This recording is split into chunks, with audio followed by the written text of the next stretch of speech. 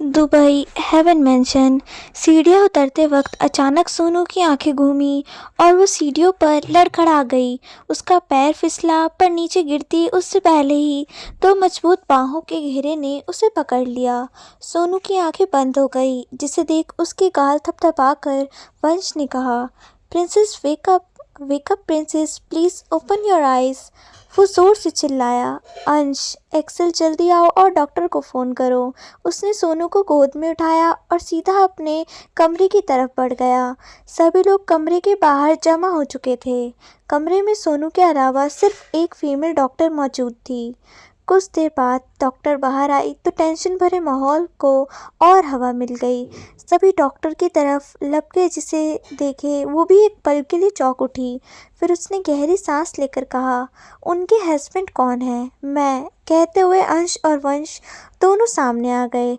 Doctor ने sir हिलाया और कहा, बात चिंता की नहीं बल्कि खुशी की है। बेहोश हुई है, इसमें खुशी वाली क्या बात है डॉक्टर? वंश ने हल्के गुस्से में कहा। तो डॉक्टर अपने हाथ दिखाते हुए, मेरा वो मतलब नहीं था मिस्टर वंश, बात खुशी की इसलिए है क्योंकि आपकी वाइफ प्रेग्नेंट है। अच्छा, वंश ने आराम से कहा, पर अगले ही पल उसकी आंखें बड़ी बड़ी हो गईं। उसने अंश की तरफ देखा, जो हैरान सा अपनी जगह जट चुका था।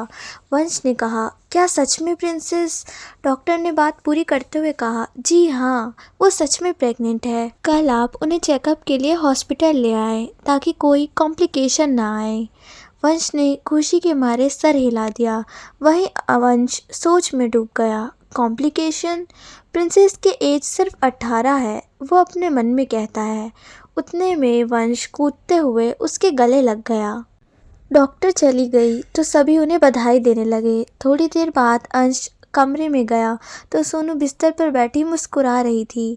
अंश उसके पास जाकर बैठा और उसे गले लगा लिया। सोनू ने उसके सीने पर सर रखते हुए कहा, आप खुश नहीं हैं क्या डेविल? अंश के होठों पर व्यंग भरी मुस्कान आ गई। उसी वक्त वंश भी कमरे में आया।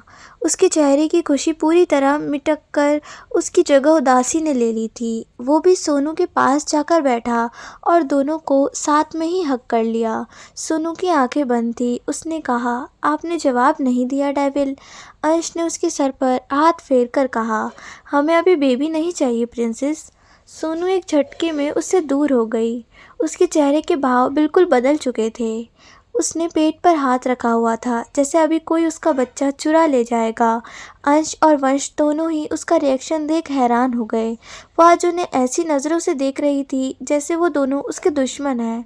वंश ने धीरे से अपना हाथ उसके कंधे पर रखा तो सोनू उसकी तरफ देखते हुए हाथ झटक दी और हल्के से गुस्से में कहा, मेरा बेबी मैं किसी को नहीं दूंगी, और अगर आपने उसे मुझसे दूर किया तो मैं उसके साथ। अंश ने एकदम से उसके होठों पर हाथ रख दिया।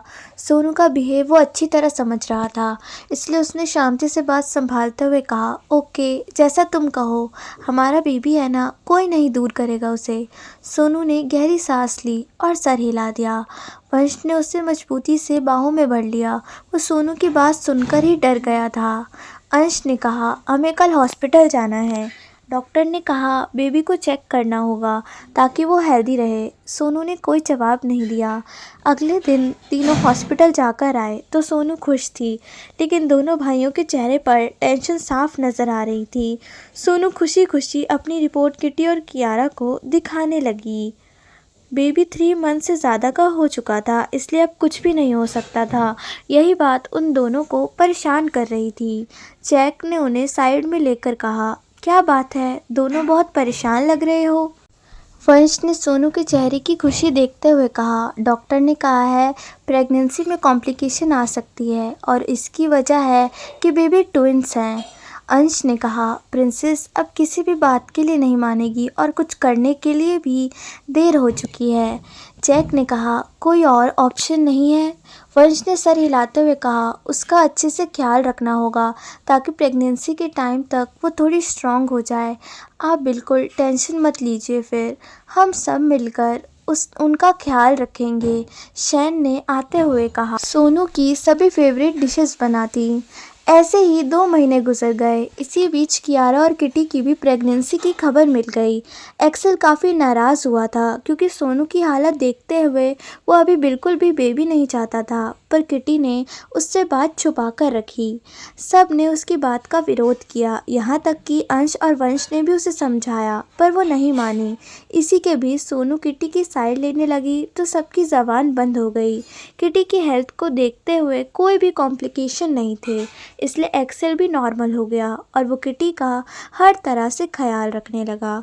सभी मर्दों की ऑफिस के साथ साथ डबल ड्यूटी लगी हुई थी, जिसे देखते हुए शैन ने तीनों लड़कियों की जिम्मेदारी अपने ऊपर ली और उन्हें टेंशन फ्री रहने के लिए कहा।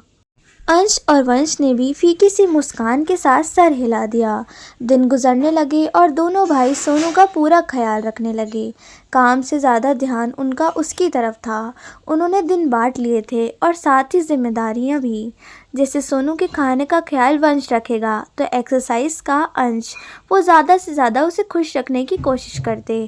फिर भी किसी न किसी बात पर सोनू का मूड खराब हो ही जाता था। बाकी लोग भी इस जिम्मेदारी में कहीं पीछे नहीं थे। शैन और कियारा बारी बारी उसे बुक पढ़कर सुनाते। किटी वंश के साथ मिलकर सोनू की सभी फेवरेट डिशेस बनाती और उसको खिलाती थी। देखते ही देखते सोनू के 9 महीने भी पूरे हो गए, पर डेट से पहले ही आधी रात उसके पेट में दर्द होना शुरू हो गया। वंश उसके पास ही बेड पर सोया था और अंश सोफे पर। सोनू की हल्की सी कराह सुनकर ही दोनों भाई जग गए थे। वंश ने सोनू का चेहरा थामकर कहा, प्रिंसेस क्या हो रहा है? मेरे पेट में दर्द कराते हुए सोनू ने अपनी बात पूरी की। अंश ने जैकेट उठाई और कहा, प्रिंसेस को लेकर आ, मैं गाड़ी निकालता हूँ। वंश ने उसकी बात में हामी भरते हुए बिल्कुल आराम से सोनू को गोद में उठा लिया और अंश के पीछे चल पड़ा। कुछ ही देर में वो गाड़ी में थे। वंश खुद ड्राइव कर रहा था, जबकि अंश पीछे बैठा सोनू को संभाल रहा था। बाकी सब भी पीछे गाड़ियों में आ रहे थे। सोनू का दर्द और चीखें बढ़ती ही जा रही थी। दोनों भाई मुश्किल से बर्दाश्त कर रहे थे। वंश ने गाड़ी स्पीड से दौड़ा दी। कुछ ही देर में वो लोग हॉस्पिटल पहुंच गए, जहां पहले से ही पूरी तैयारी हो चुकी थी। पूरा फ्लोर खाली था, सिवाय गार्ड्स और फैमिली के दूसरा कोई मौजूद नहीं था। डॉक्टर और नर्स भी वहीं थे, जिन पर भरोसा किया जा सके। अपनी प्रिंसेस के साथ वो कोई रिस्क नहीं लेना चाहते थे। सोनू के हाथ दोनों भाइयों ने मजबूती से पकड़े हुए थे। तीनों की आंखें भीगी थी और जैसे ही आईसीयू के बाहर पहुंचे, सोनू के हाथ उन मजबूत हाथों से छूट गए। हॉस्पिटल का स्टाफ टेंशन में नज़र आ रहा था, जिसकी वजह दोनों भाई भी समझ रहे थे। सोनू ये दर्द झेल नहीं पाएगी, उन्हें पता था। डिलीवरी नॉर्मल होना बहुत मुश्किल था, इसलिए अंश ने दिल पर पत्थर रख डॉक्टर से कह दिया, कुछ भी हो जाए प्रिंसेस की सेफ्टी उनकी फ़र्स्ट प्रायोरिटी है। डॉक्टर्स ने एक दूसरे की तरफ देखा और अंदर चले गए। जैक वंश को संभाल रहा था, क्योंकि हर मुश्किल में अंश तो कैसे भी खुद को संभाल लेता था। थोड़ी देर बाद अंदर से बच्चों की रोने की आवाज़ सुन सबकी नज़र आईसीयू के खुलते दरवाजे की तरफ गई, जहां से नर्स अपनी गोद में पकड़े 2 बच्चों को लेकर बाहर आ रही थी। लेकिन नर्स का चेहरा डरा हुआ था। पीछे से डॉक्टर्स भी आ गए। उन्होंने सर झुकाते हुए कहा, हमने बच्चों को तो बचा लिया, पर माँ। हॉस्पिटल में खड़े अंश और वंश की पाप बनने की खुशी एक पल में ख़त्म हो गई जब उन्होंने डॉक्टर की बात सुनी। हमने बच्चों को तो बचा लिया, पर मॉम कोमा में जा चुकी है। हमने दोनों को बचाने की पूरी कोशिश की है, जिसकी वजह से मैम ठीक तो हैं, पर डॉक्टर की बात पूरी भी नहीं हुई थी, उतने में उन्हें गिरने की आवाज़ सुनाई दी। सबकी नज़रें नीचे गिरे हुए वंश की तरफ घूमी, जो बेहोश हो चुका था। एक फौरन उसके पास बैठकर उसे उठाने की कोशिश करने लगा। अंश भी अपनी जगह से लड़खड़ा गया। एक्सेल उसे ना संभालता तो वो नीचे गिर चुका होता। उसी वक्त दोनों बेबी भी ज़ोर ज़ोर से रोने लगे। उन्हें क्या पता था, चुप कराने के लिए उनकी माँ वहाँ मौजूद ही नहीं है। किटी सदमे में वहीं बेंच पर बैठ गई, जिसे दिल पर पत्थर रख कियारा संभाल रही थी। शैन और डेविड आगे बढ़े और बच्चों को अपनी गोद में ले लिया। नर्स ने धीमी आवाज़ में कहा, बेटे हुए हैं। इतना कहकर वो पीछे हट गई। शैन ने दोनों बच्चों के मासूम चेहरे देखे, जो रोने की वजह से लाल पड़ चुके थे। माँ तो माँ, उन्हें अब तक पाप की छुअन भी नसीब नहीं हुई थी। वंश को फौरन एक वार्ड में शिफ्ट कराया गया और अंश भूत बना वही दीवार से टेक लगाए बैठ गया। आज माफिया किंग, जिसे सब डेविल के नाम से जानते थे, वो सभी के बीच टूटा हुआ नजर आ रहा था। कुछ ही पलों में वो सिसकियां लेते हुए रो पड़ा। एक्सेल ने उसके कंधे पर हाथ रखा तो अंश उसके सीने से लग फूट फूट कर रोने लगा। एक्सेल नम आँखों से उसे शांत कराने की पूरी अपनी कोशिश करने लगा था। कुछ देर बाद जैक वंश के साथ मौजूद था, जिसे ड्रिप लगाई गई थी। सोनू को आईसीयू में ही रखा हुआ था और बेबीज शैन के साथ एक अलग वार्ड में थे। एक बच्चा सो रहा था जो बिल्कुल सोनू और अंश की तरह शांत था, पर दूसरा पूरा वंश का चेहरा लिए हुए था। शैन काफ़ी कोशिश कर चुका था, पर वो सो ही नहीं रहा था। इस हालत में किटी और कियारा वो परेशान नहीं करना चाहते थे। शैन उसे लेकर पूरे वार्ड में घूम रहा था। तभी दरवाज़ा खुला और जैक अंदर आया। उसका चेहरा भी टेंशन से भरा हुआ था। शैन ने उसकी तरफ देखा तो जैक उसके सामने आकर खड़ा हुआ और बेबी के सर पर हाथ फिराने लगा। बेबी की नज़रें उसी पर टिकी हुई थी, जिसकी वजह से उसका रोना बंद हो गया। शैन ने हैरानी से कहा, मैं कब से कोशिश कर रहा था, लेकिन ये चुप होने का नाम ही नहीं ले रहे थे। कैसे होगा, पूरा अपने बाप पर गया है, सामने वाले को परेशान ना कर दे तब तक चैन नहीं। जैक ने हल्की सी मुस्कान के साथ कहा। शैन बेबी को लेकर सोफे पर बैठा और उसे गोद में ही सुलाने लगा। जैक भी उसके पास बैठा तो शैन ने कहा, कैसे है वो दोनों? जैक ने गहरी सांस लेकर कहा, वंश बेहोश है और अंश को भी नींद का इंजेक्शन लगाना पड़ा। उसने शैन के कंधे पर सर रखा और बेबी को देखते हुए कहा, सुबह तक सब ठीक था ना शैन, लेकिन अचानक ही क्या हो गया? गॉड उनकी लाइफ में खुशी देकर भी दुख ही दे रहे हैं। शैन ने उसके सर से अपना गाल लगाया और कहा, आपने डॉक्टर से बात की? सोनू मैम कब तक होश में आएंगी? जैक ने धीमी सी आवाज़ में जवाब दिया, डोंट नो, 1 दिन, 1 साल या 10 साल। शैन चुप हो गया। जैक ने कहा, कृतिका और कियारा को घर भेज दिया है। सुबह होते ही भाभी को भी पेंशन ले जाना होगा। पता नहीं कब कौन हमला कर दे। शैन ने सर हिला दिया। उसने देखा बेबी सो चुका था और जैक की आंखों में भी नींद थी। शैन ने कहा, आप यहीं सो जाओ, मैं बेबी को सुला दूँ? जैक उठकर खड़ा हो गया। उसने कहा, नहीं, मैं बस तुम तीनों को चेक करने आया था। तुम आराम कर लो, मुझे वंश के पास रुकना होगा। इतना कहकर वो वार्ड से बाहर चला गया। अगले दिन वंश को होश आया तो उसने खुद को अपने कमरे में पाया। अपनी आदत अनुसार अब उसकी गर्दन सबसे पहले पास की खाली पड़ी जगह पर मुड़ गई। वहाँ आज सोनू का वो मासूम चेहरा नज़र नहीं आ रहा था। बिस्तर पर हाथ घुमाते हुए वो उठकर बैठा। घड़ी में टाइम देखते हुए वो फ़ौरन बिस्तर से उतरकर बाहर की तरफ दौड़ पड़ा। दरवाजे पर ही जैक ने उसे पकड़ लिया और कहा, आराम से, तुम अभी कमज़ोर हो। वंश ने रोनी सी आवाज़ में पूछा, प्रिंसेस कहाँ है? मेडिकल रूम में, जैक ने जवाब दिया। अंश उसके पास है। डॉक्टर ने कहा अगर आप नॉर्मली उसके साथ बिहेव करेंगे तो शायद वो जल्दी जाग जाए। वो सिर्फ सोई है, बाकी हमारी सभी बातें सुन सकती है। वंश ने आस भरी नज़रों से उसे देखा तो जैक ने हाँ में सर हिलाया। मेडिकल रूम के बाहर दरवाजे पर ही दोनों के कदम रुक गए। उनके कानों में बच्चों की हंसने की आवाज़ गूंज रही थी, जिनसे अंश बातें करते हुए सोनू से मिलवा रहा था। वंश आगे बढ़कर अंश पीछे जाकर खड़ा हो गया, जो सोनू की तरफ चेहरा किए वहाँ बैठा हुआ था। उसकी गोद में एक बेबी था और दूसरा सोनू के पास लेटा हुआ खुश हुए जा रहा था। अंश ने कहा, देखो प्रिंसेस, ये रोंदलू चुप ही नहीं हो रहा था। पूरी रात उसने तुम्हारे शैन भैया को जगाए रखा और अब तुम्हारे पास आते ही इसकी हंसी निकल रही थी। बिल्कुल वंश के ऊपर गया है, तुम्हारे बिना चैन नहीं उसे। पीछे खड़े वंश ने सुना तो वो भीगी आंखों से ही हंस पड़ा। उसने चेयर खींची और अंश के पास बैठ गया। बेबी के सर पर हाथ फिराते हुए उसने सोनू का हाथ थाम लिया। जैक उन्हें देख दरवाजे से ही लौट गया। वंश ने मुस्कुराते हुए कहा, देखो प्रिंसेस, ये बिल्कुल मेरे जैसा है और ये अंश और तुम्हारे जैसा शांत। उसने सोनू ने हाथ को उंगलियों से सहलाना शुरू कर दिया। अंश ने कहा, तुमने इनके नाम भी सोच रखे थे ना? अगर बेटे हुए तो आर्यन और वीरेन, बेटी हुई तो अंशी और वंशी। उसने हाथ में पकड़े बच्चे को देख कहा, अगर ये मेरे जैसा है तो इसका नाम अरिन और ये वरिन।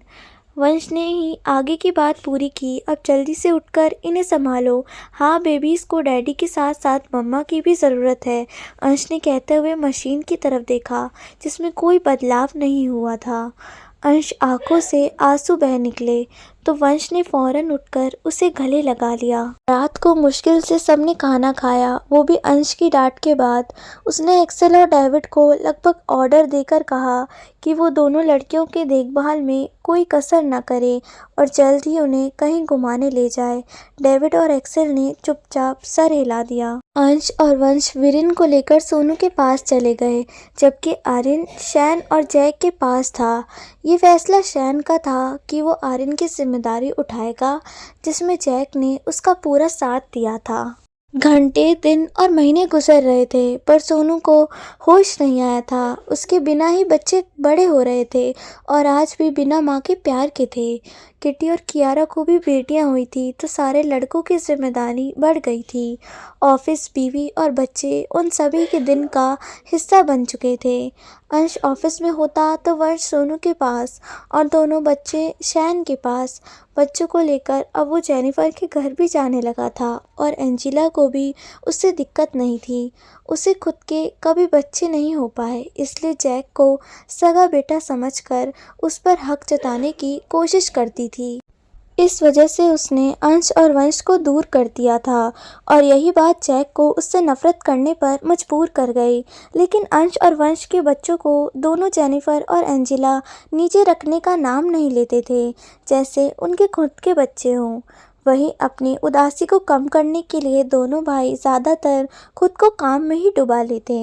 अंश दिन ब दिन खतरनाक होता जा रहा था, जैसे किसी बीस्ट को जंजीर से आज़ाद कर दिया गया हो। वंश तो मजाक करना भी भूल चुका था। मुस्कान उसके होठों से गायब हो चुकी थी। जैक के लाख छेड़ने के बाद भी वो कोई जवाब न देता। आर्यन और वीरेन 1 साल के हो चुके थे और उन्होंने थोड़ा थोड़ा बात करना भी शुरू कर दिया था, खासकर मम्मा और पापा कहना। ना चाहते हुए भी उनके कदम मेडिकल रूम में लेटी सोनू की तरफ चले जाते थे और वहीं जाकर वो फर्श पर ही सो जाया करते। अगर वो पूरे घर में ना मिलते तो एक वही आखिर जगह होती जहाँ पर वो मिलते थे। 2 साल बाद पूरे घर में आर्यन और वीरेन के 3rd बर्थडे की तैयारी चल रही थी और बच्चे शैन के पास उसके कमरे में मौजूद थे। शैन ने उन्हें कपड़े पहनाकर बेड पर बिठा दिया। उनके अलावा वहाँ पहले से ही 2 बच्चियाँ बैठी हुई थी। वीरेन उछलते हुए सीधा एक लड़की को जकड़कर, मैं हैंडसम लग रहा हूँ ना किशु? लड़की को सांस भी नहीं आ रही थी। तभी जैक बाथरूम से बाहर आया, जिसने काले रंग का सूट पहन रखा था। उसने गर्दन हिलाते हुए कहा, अरे वो हैंडसम बाप की हैंडसम औलाद, तुम्हारी किशु को सांस तो लेने दो। वीरेन ने झट से कृषा को छोड़ दिया और उसके बाल सही करने लगा। जैक ने शैन की तरफ देखते हुए कहा, देखो लड़के की हरकतें, ये अपने बाप से भी 2 कदम आगे निकला। इस उम्र में मेरी कुशु कहते हुए घूमता है। पता नहीं क्या होगा मेरी बच्ची का जो इस शैतान के हाथ लगेगी। शैन ने चिढ़कर कहा, खुद तो जैसे बहुत शरीफ है, मेरे बच्चे की बुराई करनी होती है आपको हर वक्त। And the daddy mode on. Aryan ने आराम से बिस्तर पर फैलते हुए कहा, ज़्यादा लोड मत लीजिए मॉम, आप डैड से बहस में कभी जीत नहीं सकते। और ये कोल्ड हार्टेड जब भी बात करता है सामने वाले को रोस्ट करके रख देता है। जैक ने चिढ़कर कहा, और क्या सिखा दिया तुमने बच्चों को? वो मुझे मॉम क्यों बोलता है दोनों? शैन ने आराम से कहा, क्योंकि एक माए में 2 तलवारें नहीं रह सकती हैं। डैड, कोई एक ही बन सकता था और वो मैं हूँ। खाली पोस्ट बच्चों ने भर दी तो उसमें मेरी क्या गलती? चारों बच्चे हंस पड़े। तभी दूसरी बच्ची ने बेड से उतरकर जैक का पैर पकड़ते हुए कहा, डोंट वरी मामूज हबी, मैं आपकी सपोर्ट में खड़ी हूँ। जैक ने मुस्कुराते हुए उसे उठा लिया और कहा, yes my doll, I know that you are always by my side. Daddy मुस्कुराने लगी। वो कियारा और डेविड की बेटी थी। आर्यन ने उन दोनों को घूरा तो जैक ने कहा, लो यहाँ भी आग लगा रही है। आर्यन ने एकदम से कहा, डैड आज मैं आपके पास सोऊंगा। शैन ने मुस्कुराते हुए सर हिला दिया तो जैक ने फ़ौरन डेज़ी को बेड पर रख कहा, किस जन्म का बदला ले रहे हो मेरे बाप। आर्यन ने अपने कंधे उठा दिए। तभी वीरेन ने कहा, चलो जल्दी प्रिंसेस मम्मा को बताकर आते हैं, उन्हें पता नहीं होगा ना आज हमारा बर्थडे है। जैक और शैन मुस्कुरा दिए। चारों एक के पीछे एक दौड़ते हुए बाहर चले गए। शैन ने फौरन कपड़े लिए और जाने के लिए मुड़ा ही था कि जैक ने उसे पकड़ लिया। शैन ने खुद को छुड़ाते हुए कहा, जैक मुझे रेडी होना है, तुम अभी भी बहुत क्यूट लग रहे हो। रेडी होकर मेरी धड़कन रोकने का इरादा है, जैक ने प्यार से कहा और उसके चेहरे पर झुकने लगा। तो शैन ने उसके मुंह पर हाथ रख पीछे करते हुए कहा, बेशर्म, बच्चों के सामने भी अपनी हरकतें बंद नहीं होती, फिर कहते हो वो बिगड़ रहे हैं। जैक हंस पड़ा। उसने शैन के गाल खींच लिए और कहा, ओ मेरे लिटिल बेबी, आज भी उतना ही शर्माता है और फिर मुझे बेशर्मी का टैग मिल जाता है। शैन ने कहा, बस बहुत बातें हो गई, आने दीजिए अब। एक किस कहकर जैक ने चेहरा आगे कर दिया तो शैन ने अफसोस के साथ सर हिला दिया और हल्के से उसके होठों को छूकर पीछे हट गया। जैक ने बड़ी सी मुस्कान के साथ उसे आज़ाद कर दिया। शैन फौरन बाथरूम में चला गया और जैक कमरे से बाहर निकल गया। मेडिकल रूम के अंदर चारों बच्चे एक के पीछे एक आकर खड़े हो गए। सोनू ने उचित दूरी बनाते हुए बिस्तर पर बैठे। वेरिन ने धीमे से सोनू का हाथ पकड़ लिया। वहाँ खड़ी नर्स मुस्कुराई और उन्हें अकेला छोड़कर बाहर चली गई। वीरेन ने कहा, प्रिंसेस आज हमारा बर्थडे है, कितना अच्छा होता ना अगर आप भी हमारे साथ केक कट करती। वंश डैड और डेविल डैड आपको बहुत मिस करते हैं, आप कब अपनी नींद से उठोगी। पहले की तरह सोनू की खूबसूरती में कोई कमी नहीं आई थी, पर उसका शरीर कमज़ोर लग रहा था। उसके बाल बिखरे हुए थे और वो तकिए पर मुंह पर ऑक्सीजन मास्क लगा हुआ था। आर्यन ने उस दूसरा हाथ पकड़कर कहा, हम आपको बहुत प्यार करते हैं princess, please wake up, we need you, dad also need you. Krisha ने एकदम से कहा, प्रिंसेस कभी भी हमारी बात नहीं मानती है, ऐसा क्या किया जाए कि वो नींद से जग जाए। डेजी ने आराम से कहा, मम्मा जब भी मुझे लालच देकर उठाती है और मैं नहीं उठती तब वो मेरे खिलौने फेंक देने की बात कहती है, इस वजह से मुझे उठना ही पड़ता है। कृषा ने उसके सर पर चपत लगाते हुए कहा, पागल, प्रिंसेस बच्ची थोड़ी ही है, हम उन्हें लालच भी नहीं दे सकते और उनके पास तो खिलौने भी नहीं हैं जिन्हें फेंकने की बात हम करें। वीरेन ने कुछ सोचते हुए कहा, पर हम कुछ और करें तो। आर्यन ने नासमझी से उसे देखा तो वीरेन ने कहा, याद है डेविल ने क्या कहा था, हम प्रिंसेस की जान है। वो जानती थी उन्हें खतरा है, फिर भी वो हमें इस दुनिया में लाई, डैड से लड़कर भी। तो आर्यन के होठों पर भी तिरछी मुस्कान आ गई और उसने डेजी के कान में कुछ कहा। डेजी ने आराम से कहा, लेकिन अगर कोई गड़बड़ हुई तो मुझे पिटने के लिए तैयार रहना, क्योंकि मामू तुम दोनों को बचा लेते हैं, पर मेरी मम्मा डेविल से भी ज़्यादा गुस्से वाली है। I will protect you, Aryan ने मुस्कुराते हुए कहा तो डेजी ने डन कहा। आर्यन ने वीरेन से कहा, पंच मी। कृषा ने भागकर दरवाज़ा बंद कर दिया। वीरेन ने बिना सोचे समझे ओके कहा और तेज पंच आर्यन को चढ़ दिया। आर्यन ने दर्द से चिल्ला दिया, जबकि इतना सा पंच वो आराम से झेल लेता था। उसकी आवाज़ सोनू के कानों में भी पड़ गई और उसका शरीर काँप उठा। कृषा ने मशीन की तरफ देखा जो आवाज़ें कर रहा था। उसने एकदम से कहा, मिशन इज़ वर्किंग। डेजी ने तेज़ आवाज़ में कहा, प्रिंसेस वेक अप, आपके बेबी को चोट लगी है।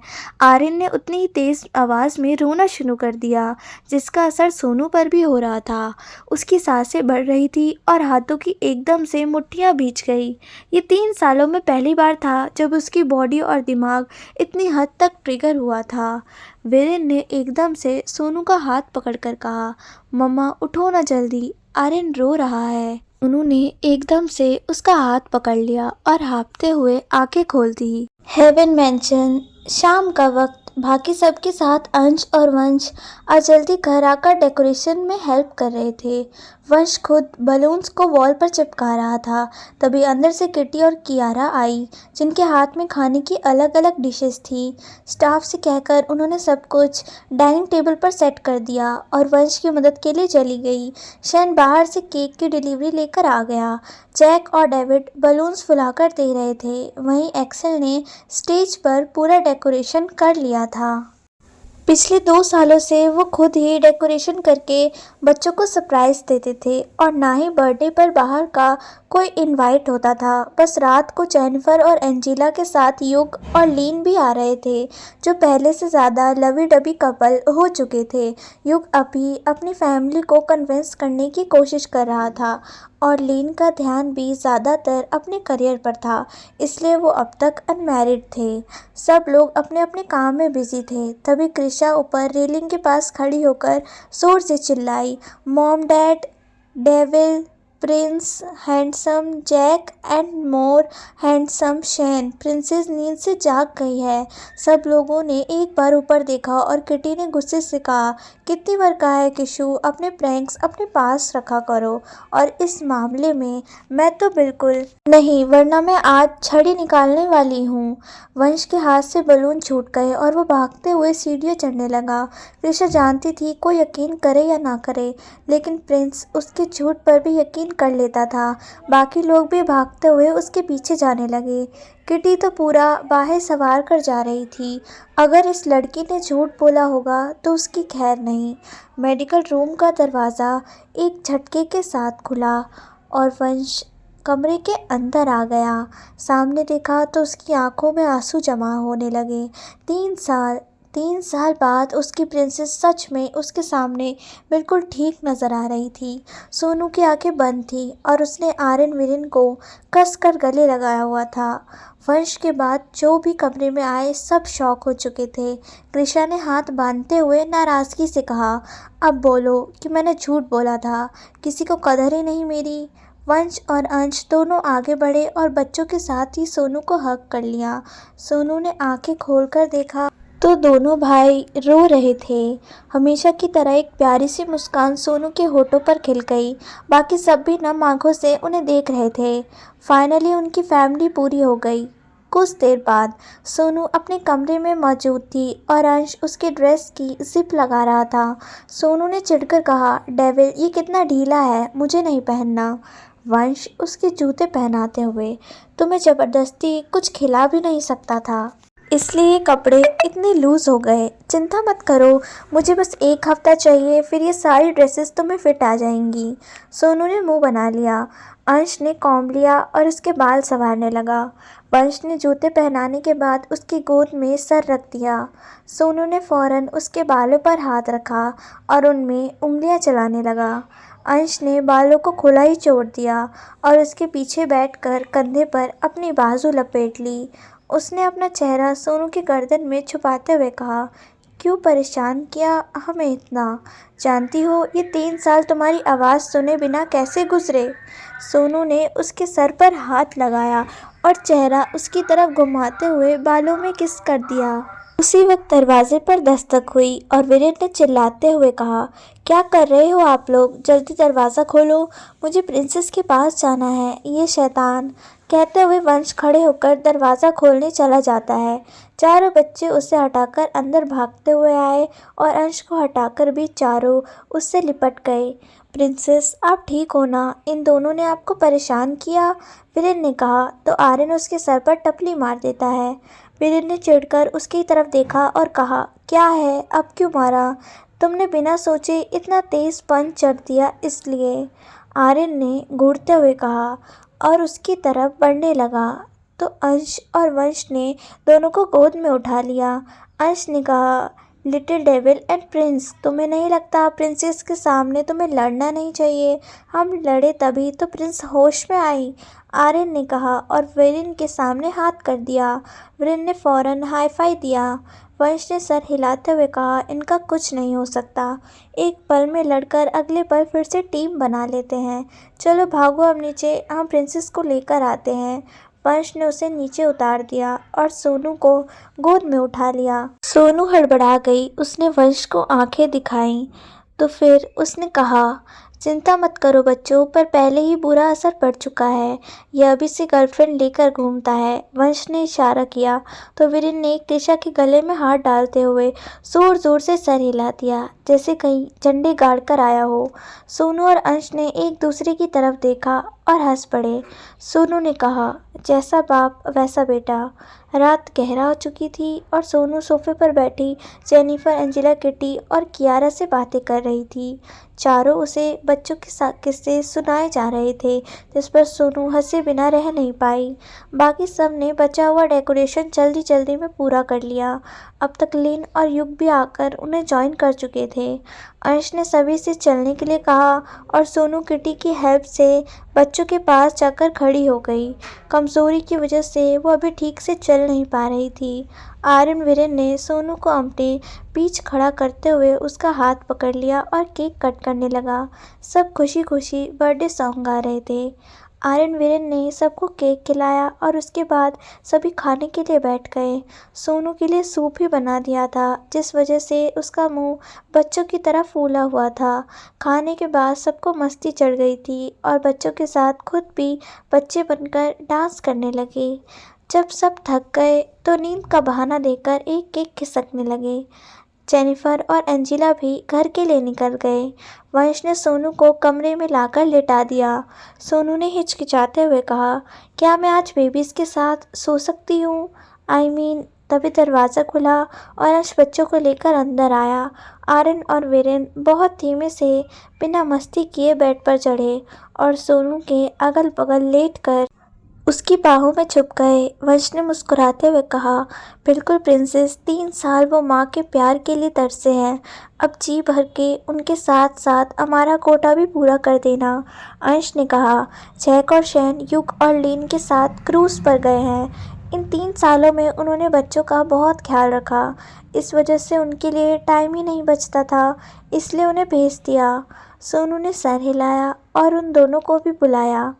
बच्चों को हग करते हुए उन्होंने सोनू के पेट पर बाहें लपेट ली। किटी और एक्सेल भी अपने बीच कृषा को लेकर सो रहे थे। वहीं डेविड और एक्सेल भी डेजी को लिए हुए थे। क्रूज पर एक कमरे में लीन और युग का रोमांस चल रहा था। दूसरी तरफ जैक और शैन रेलिंग के पास खड़े होकर समंदर को देख रहे थे। जैक ने एकदम से शैन को गोद में उठा लिया तो शैन अपनी गर्दन हिला दी। इस लड़के का रोमांस मोड कभी भी एक्टिवेट हो जाता है। प्रिय दर्शकों, ये आखिरी पार्ट था माय माफिया लवर्स कहानी का। ऐसी और कहानी सुनने के लिए चैनल को सब्सक्राइब, वीडियो को लाइक, कमेंट और शेयर ज़रूर करें। धन्यवाद।